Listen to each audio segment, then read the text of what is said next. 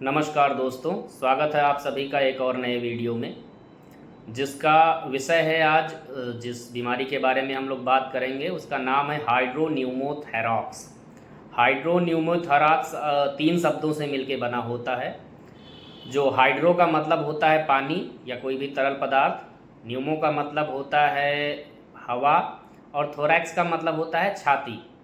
छाती के अंदर जो प्लूरल कैविटी पाई जाती है। तो टोटल मिलाकर जो हाइड्रोन्यूमोथोरैक्स है वो एक ऐसी अवस्था होती है जिसमें कि आपके छाती के प्लूरल कैविटी में हवा और पानी दोनों एक साथ जमा हो जाते हैं।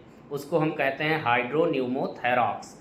ये विभिन्न कारणों की वजह से होते हैं और एक अजीब, आपको सुनने में थोड़ा सा अजीब लग रहा होगा, एक अजीब तरह की बीमारी होती है, लेकिन अगर इसका समय से पहचान और इलाज ना हो तो ये गंभीर समस्या का रूप ले लेती है। हाइड्रोन्यूमोथेरॉक्स में हम क्या करते हैं कि सबसे पहले ये होता है आपके, अगर कभी भी लंग्स पे चोट लगी हुई होती है उसकी वजह से हो जाता है। टीबी के इन्फेक्शन से भी होता है, अगर किसी को टीबी है उसकी इन्फेक्शन की वजह से भी हो जाता है। और कभी कभी ये कैंसर, ट्यूमर, इनकी वजह से भी हो जाता है। और स्पॉन्टेनियस भी होता है। स्पॉन्टेनियस का मतलब बिना किसी कारण के भी ये हो सकता है और इसकी समस्याएं जो हैं वो बहुत ही ज़्यादा हो सकती हैं। तो अगर इसकी पहचान, हम लक्षण की बात करें तो सबसे पहले इसमें सांस लेने में आपको दिक्कत होगी। अगर आपको हाइड्रोन्यूमोथेरॉक्स नाम की बीमारी है तो उसमें आपको सांस लेने में दिक्कत होगी।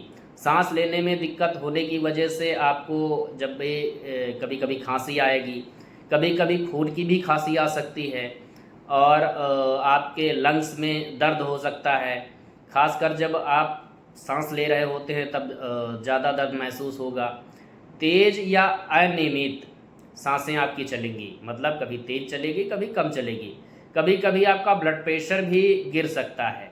तो अगर ऐसी कोई भी समस्या आपको लग रही है कि मुझे इससे रिलेटेड कुछ भी है, तो इसका सबसे पहले तो आप स्वयं मूल्यांकन करें कि ये सारी जो चीज़ें हमने बताई हैं ये आप में कहीं लक्षण दिख रहा है कि नहीं।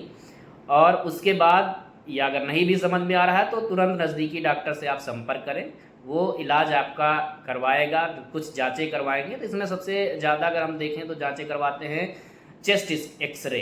चेस्ट एक्सरे से हमें पता चलता है कि तरल या हवा जो हमारे प्लूरल कैविटी में भरी है उसकी मात्रा कितनी है और कितने वेग में है, क्या है, कैसे भरा हुआ है। इसके बाद में अगर और डिटेलिंग इसके हमें जानने की आवश्यकता होती है तो सीटी स्कैन कराते हैं।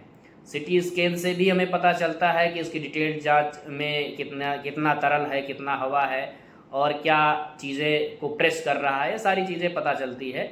अल्ट्रासाउंड भी एक इसका तरीका है। अल्ट्रासाउंड से भी हम पता लगाते हैं कि ये कैसे, या इसमें कितनी मात्रा में क्या चीज़ें भरी हुई हैं। इसके इलाज के लिए अगर हम बात करें तो इसमें हम एक इंटरकोस्टल ड्रेनेज ट्यूब लगाते हैं जो आपके चेस्ट में लगता हुआ है। उससे क्या होता है कि जो पानी होता है वो निकाल दिया जाता है। ड्रेनेज का मतलब निकाल दिया जाता है, बाहर निकाल दिया जाता है। इसमें कुछ एंटीबायोटिक दवाएं भी चलाई जाती हैं। अगर गंभीर समस्या है इसमें तो सर्जरी की भी आवश्यकता पड़ती है और सर्जरी भी किया जाता है। हाइड्रोन्यूमोथेरॉक्स आपके जीवन को खतरे में भी डाल सकता है। अगर आप इसकी पहचान ना करें तो आपको सांस लेने में दिक्कत होगी। सांस लेने में दिक्कत होगी तो सब चीज़ें लगभग उसी से जुड़ी हैं। अगर आप सांस ही नहीं ले पाएंगे तो फिर कोई मतलब नहीं है। तो इसका जल्दी आपको इलाज करना है। जल्दी इलाज के लिए आपको जल्दी इसकी पहचान करनी है। पहचान के लिए सिम्टम्स जो बताए गए हैं वो, और इसके बाद अगर आपको हल्का सा भी लगता है कि हमको हाइड्रोन्यूमोथेरॉक्स है या हो सकता है तो जांच अवश्य कराएं। डॉक्टरों के संपर्क में रहें जिससे उचित जांच हो सके और उचित दवाएं आपको मिल सकें। और ऐसी ही जानकारी के लिए आप हमारा यूट्यूब चैनल सब्सक्राइब कर लीजिए और इंस्टाग्राम पेज भी फॉलो कर लीजिए, जिससे आपको सारी बीमारियां जो जिसके बारे में वीडियो बनाई जाती हैं उसके बारे में आपको पता चल सके। क्योंकि ये शरीर आपका ही है, अगर आप इसके बारे में नहीं जानेंगे, नहीं समझेंगे तो चीज़ें बिगड़ती तब हैं कि कोई भी बीमारी जब आपका बहुत ही गंभीर रूप ले लेती है तब आपको उसके बारे में पता चलता है। तो आप पहले से ही सिम्टम से जानें कि सिम्टम क्या हो सकता है और हम क्या कर सकते हैं उसके लिए। तो आप सभी का बहुत बहुत धन्यवाद वीडियो पूरा देखने के लिए। और आप सभी लोग स्वस्थ रहें, मस्त रहें, व्यस्त रहें।